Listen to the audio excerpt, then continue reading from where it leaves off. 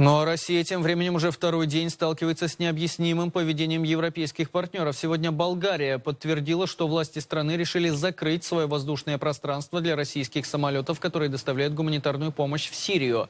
Накануне такие же действия предприняла Греция. И снова известно об этом стало случайно, благодаря утечке в СМИ.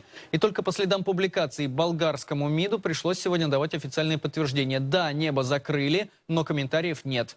Напомню, греческие власти накануне подчинились просьбе Вашингтона. Именно США попросили Афины не пропускать гуманитарную помощь из России в Дамаск. В Москве выразили недоумение по этому поводу. Сенаторы указали на аморальность подобных поступков.